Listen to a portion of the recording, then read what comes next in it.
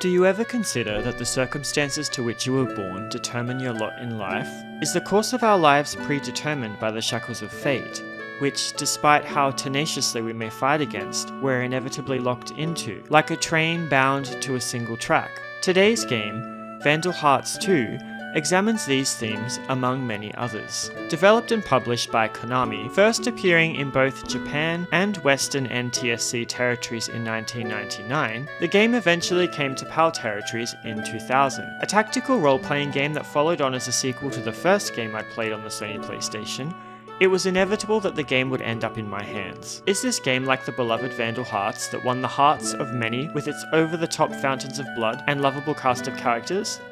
Let's find out. Before we begin the review, I wanted to share a story and set some expectations. I was still a teenager when I first played the game and was so excited to get it, having enjoyed the first one. I was expecting more of the same unique situational-based mission objectives, interesting characters, great art direction, and an engaging story that was delivered as bookends to the glorified bloodbaths of battles, replete with gratuitous animated spurts of life essence, both over the top and ridiculous.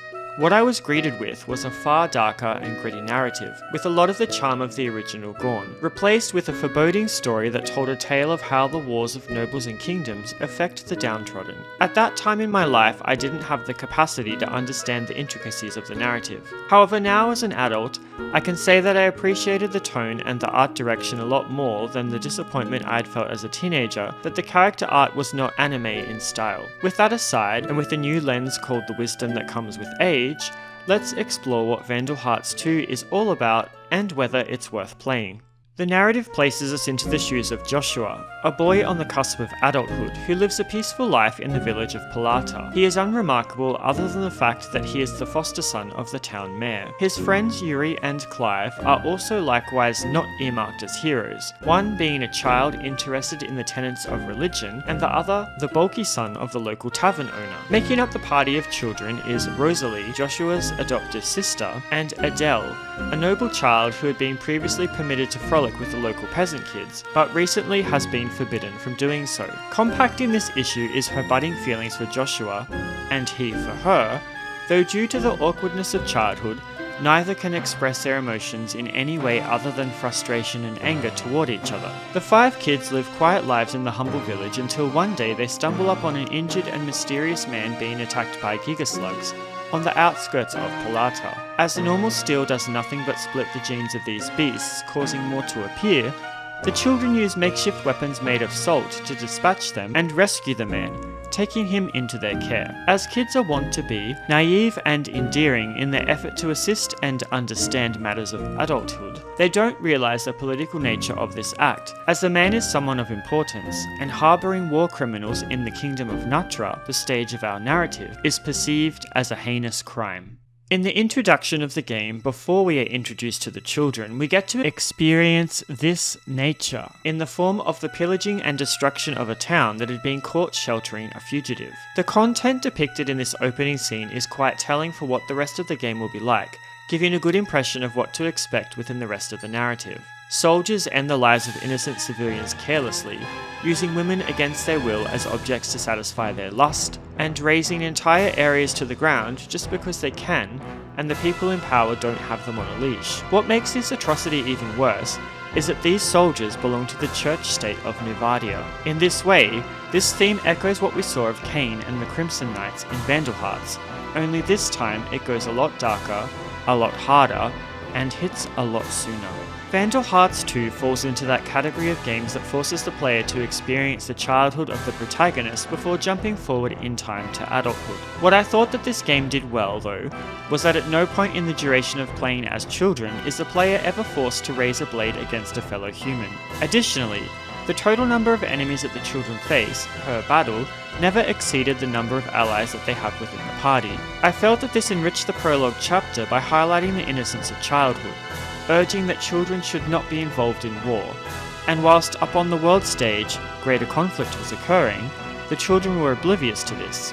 The game examines the unfairness of the caste system, the zealousness of religion, blindly following faith, political disharmony, the onus on people of status to protect the less fortunate, and how whilst this is a moral that people in power preach wanting to uphold, reality does not always reflect intention. The icing on the cake is the decisive battle of the prologue, forcing Joshua to make a difficult decision that propels the narrative forward and fans the flames of war. I felt that the way that this set piece was handled was great, cornering Joshua into a situation where he was no longer able to be a child, if he wanted to live. The plot of the game is told in chapters which are stop-ended with chunks of dialogue as opposed to the nice cutscenes that Vandal Hearts received. Perhaps there wasn't as great a budget to make this game, but it didn't really detract from the narrative. In addition to these bookends, each chapter is filled with vignettes of information whenever you enter a new location, whether it be more story following your party directly, or a scene from one of the warring nations advancing their place within the plot. Sometimes during these scenes you may be asked to make a decision, which can influence the ending of the game. On my playthrough, I ended up with almost the worst ending. However, due to the length of the game, sitting at around 50 hours by the time I'd finished, I'm not inclined to want to play through again to find the other endings. And whilst overall I did enjoy the story, there were many characters, all with different motivations, which made it sometimes difficult to keep up with who was doing what and why they were doing it. If you do get confused, at any point on the world map you can access a compendium that details the happenings of the game up to the point that you have played. I thought this was a nice touch, especially for people who may get overwhelmed, leave the game for a few days, and come back confused about what they had been doing. As we transition into adulthood, taking that leap into understanding the changes to our own bodies and being confused by feelings that we've never felt before, I would like to take this moment to segue into how the battle system works. Whilst we have had the opportunity to experience it as children, I feel that the entire prologue was established as a means to get used to the way battles work and figure out how to best optimize your team. You see, rather than the traditional full party turn-based affair that most tactical RPGs opt for, Vandal Hearts II went for something entirely different and unique, introducing us to the dual turn system, which promotes an enemy unit taking their turn at the same time as an ally unit. Whilst the game did receive some backlash about this when it first released, and I didn't really understand it as a teenager, as an adult I came to enjoy the element of strategy that went into guessing which enemy unit would move first and which of my units they would attack. The AI is generally easy to guess the turn order of, as they tend to preference assaulting allies that have been injured, attacking them from the side or behind, or even from elevated ground. Though admittedly some of my party members did withdraw from battle from time to time, due to my own personal errors with their positioning. I found that my favourite thing to do was to use one of my flying characters to bait the magic using enemies into wasting all of their MP with spells that never quite seemed to reach. Yes, this did mean that battles took a little more time compared to a traditional system due to not wanting to run into a situation where your characters are vulnerable, but I enjoyed the element of strategy that came with pacing out the slow gains until every enemy was picked off and we had a perfect victory. At the start of battle, you have the option to select within a small area where you would like each character to begin their turn when the battle commences, which was absent in the first game. I appreciated this a lot. When it is a character's turn, they have the option to move within their range, represented by a field of blue, and then attack, use magic or skills, or wait until their next turn. When attacking an opponent, it's always best to use elevated ground, and even better to attack them from behind, as they have the ability to block your attack if you attempt to aim a weapon toward their side or front. Additionally, on each battle map there are treasure chests to open, as well as suspicious areas of ground that may reveal an item when stepped upon. Unfortunately, to get any treasure from a battle map, the character doing the exploring will need to have a specific skill which comes from the initial dagger weapon. Once you have this though, you're always guaranteed to automatically be able to discover an object hiding on a suspicious tile, or with a different ability, open a chest upon command. It would have been nice to know this early though, as I found attacking the chests, which worked in the first game, did nothing in this one, and basically wasted a turn. On the topic of skills and magic, there are hundreds of them, bound to individual weapons that can be categorized into distinct types, from blades to staves and even special unique weapons like a ventriloquist stole. When you first equip a weapon to a character, the skill associated to the weapon cannot be used. However, through the experience of battle, eventually the skill will unlock. Once a character has a weapon equipped, you can use the transfer menu in a town or on the world map to exchange skills from similar weapon types to the weapon that your character has equipped, so that they are not completely naked. The variation in animations and effects of the different abilities always had me in awe and anticipating what the next one would look like, though be mindful that you will need to constantly upgrade after every battle, especially if your character prefers to use staves. On this note, you can outfit any of the characters in any way that you like, which is a drastic change from the class-based system used in the previous game. I did enjoy the flexibility that this presented, allowing me to determine which characters I wanted to be a healer, which tanks, and which ones would be dishing the damage. Weapons and equipment can be found either in chests or on suspicious tiles, in battle, or bought from a shop within one of the cities marked in blue on the world map. Both weapons and armor can become extremely expensive when considering outfitting an entire party, so I found that I did have to go back to old maps from time to time to do some grinding for money so that I could afford everything. At the conclusion of each battle, you are awarded with cash based on how many characters you have left standing. If all of them remain on their feet, you get a bonus, which doubles the base amount. However, if you had any characters withdraw from battle, then you will lose cash per character that fled, and receive no bonus. So it pays to take things slow and keep strategizing to optimize the effectiveness of your team against each enemy group.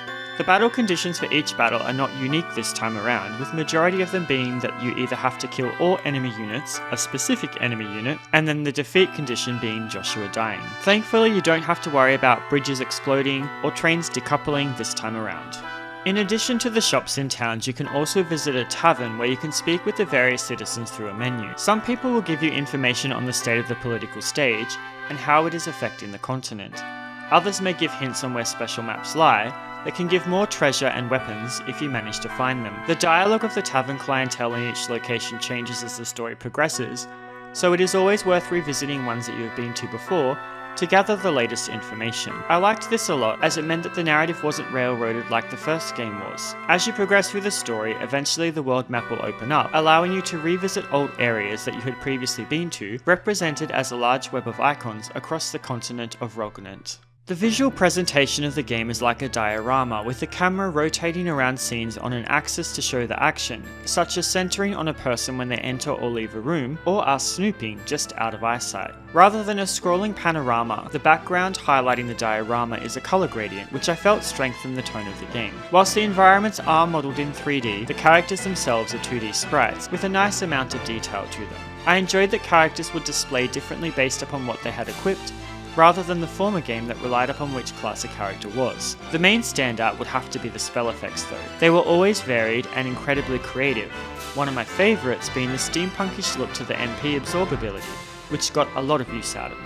Hiroshi Tamawari composed the music, and this is very evident as the themes and melodies harken back to the original game. The music also reminded me of Azure Dreams at some points, and that would be because he also composed for that game too. I enjoyed that the battle tracks were all unique and there wasn't a standard one for the enemy's turn, which meant that you got to enjoy the full cycle of each specific track. The entire OST itself is no joke though, with over 70 tracks across 2 discs. My favourite track is called Warfare on a Forest, which plays on any of the heavily wooded battle maps. The whimsical way that the track starts, building with brass and woodwind instrument accompaniments toward a militaristic theme, is just bliss. It almost reminds me of Shakespeare's A Midsummer Night's Dream meets Les Miserables. Vandal Hearts II was an incredibly ambitious game that received average reviews when it was first released, which may explain why the series went to the mud after this. I, for one, am disappointed, as the experience of replaying it as an adult gave me a greater appreciation for what it was trying to achieve with the dual turn system and the darker, far more political plot. Whilst the battle system may turn off some people that are veteran tactical RPG aficionados, I would urge that these individuals reconsider what the game was pushing to achieve. Whilst the cast of characters, mundane yet serviceable to the plot, may also be a deterrent, compared to those we travelled with across Ostegaria, the plot more than made up for any lack of character development that occurred outside of the main cast. If you haven't gleaned this from my review, I incredibly enjoyed this game and urge anyone sitting on the fence to try it out for themselves and help the White Dragons to liberate Nutra. By the way, are there any games that received a mediocre response upon their first release that upon future consideration you have decided is a good game? Let me know in the comments. This has been Venoir with a review of Vandal Hearts II for the Sony PlayStation. If you enjoyed this review, please like and subscribe for more great tactical RPG content. As always, thank you for taking the time to watch this video, and I hope to see you all again soon. Take care, and bye bye for now.